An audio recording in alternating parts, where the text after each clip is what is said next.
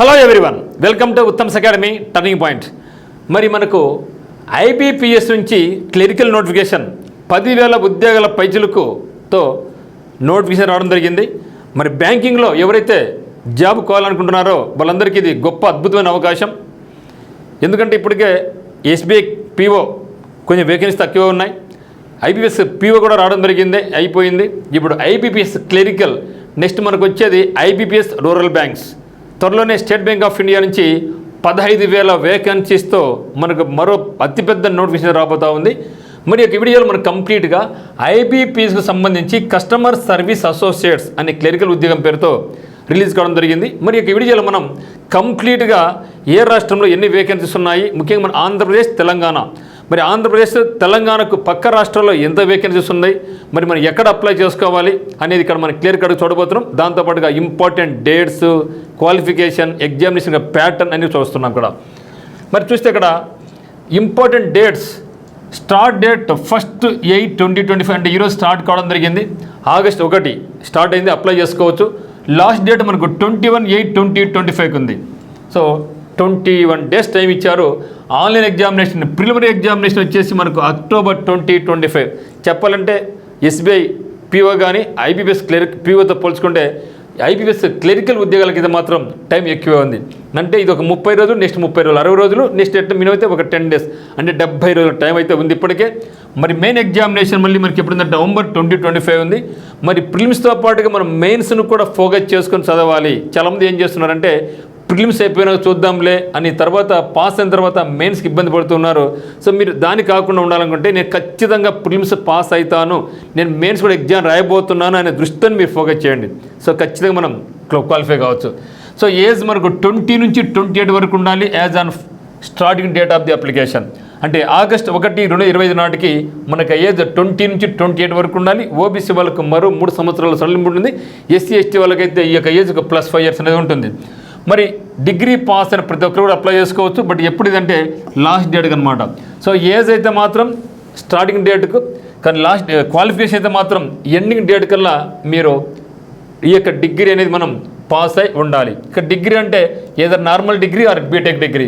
ఇక్కడ మనకు preliminary examination ఉంటుంది. ప్రిలిమినరీ ఎగ్జామినేషన్ అయితే యాజ్ ఇట్ ఈస్గా ఇంగ్లీష్ లాంగ్వేజ్ నుంచి 30 క్వశ్చన్స్ 30 మార్కులకు ఉంటుంది, 20 minutes టైం.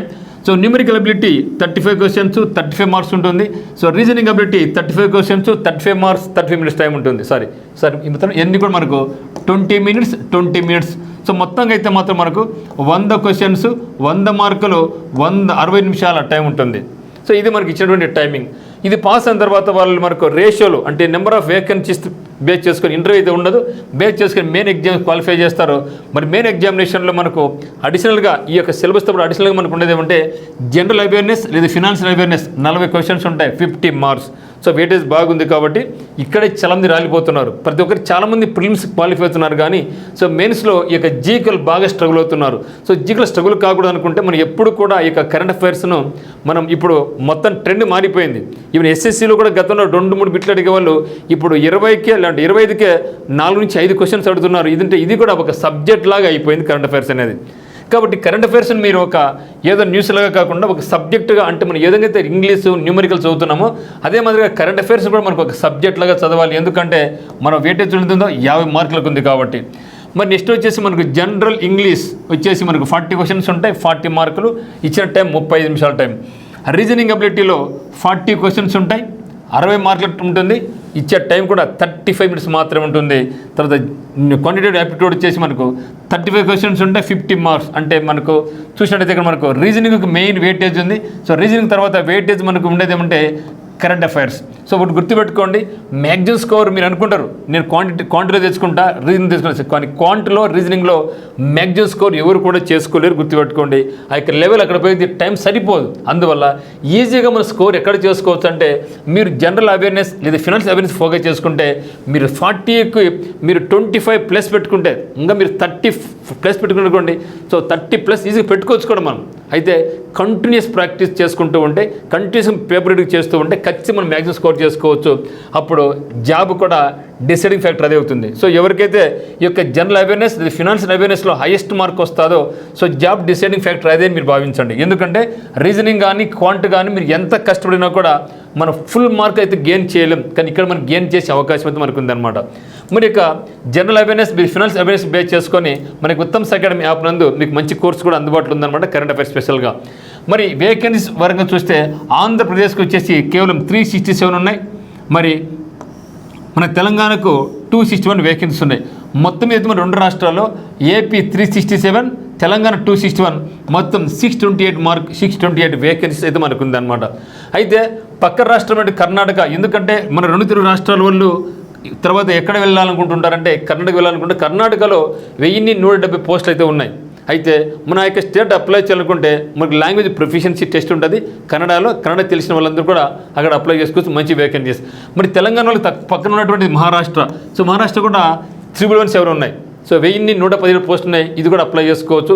మరి ముఖ్యంగా ఆంధ్రప్రదేశ్ ఇక చిత్తూరు, ఈ తిరుపతి, ఈ బార్డర్స్ వాళ్ళు చాలా తమిళ్ తెలిసి ఉంటుంది కాబట్టి తమిళనాడుకి వెళ్ళొచ్చు, 894 వేకెన్సీస్.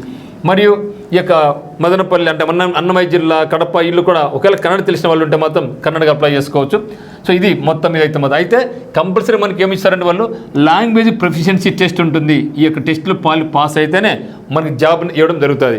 అదే రూరల్ బ్యాంక్స్లో అయితే మాత్రం ఫస్ట్ జాబ్ ఇస్తాడు, 6 months టైం ఇస్తారు. ఆ 6 months పాస్ అయిపోయినా నేర్చుకోవచ్చు. కానీ ఇక్కడ అది కాదు, ముందుగానే మనం ఎగ్జామ్ ఉండాలి. అంటే before joining the job it self మనం ఇది యొక్క ఎగ్జామ్ మనం ఫేస్ చేయాల్సి ఉంటుంది. సో మరి దీనికి సంబంధించి మీకు ఫుల్ కోర్స్ లేదా కరెంట్ అఫైర్స్ కావాలన్నా, ఫుల్ కోర్స్ కావాలన్నా, టెస్ట్ సిరీస్ కావాలన్నా మనకు ఉత్తమ్ అకాడమీ యాప్ నుంచి మీరు మనకు కోర్స్ ఆన్లైన్ కోర్స్ పర్చేజ్ చేసుకోవచ్చు. మన కోర్స్ నందు ముఖ్యంగా IBPS clerical, SBI clerical, SSC, CGL, CHSL, MTS, GD ఉద్యోగాలకు, మరి ఆంధ్రప్రదేశ్ హైకోర్టుకు సంబంధించినటువంటి ఫుల్ కోర్సు, ఇంటెలిజెన్స్ బ్యూరో సంబంధించిన కోర్స్ అందుబాటులో ఉంది. మీకు ఏమైనా డౌట్స్ ఉంటే 8688080802 కాల్ చేయండి. మరి కరెంట్ అఫైర్స్ స్పెషల్ కోర్స్ కూడా ఉంది. సో డిస్క్రిప్షన్లో ఉత్తమ్ అకాడమీ యొక్క యాప్ లింక్ ఉంది. సో మన యాప్ను డౌన్లోడ్ చేసుకొని మనకు కోర్స్ పర్చేజ్ చేసుకోవచ్చు. సో అందరికీ ఆల్ ది వెరీ బెస్ట్, ఖచ్చితంగా అప్లై చేయండి. Thank you.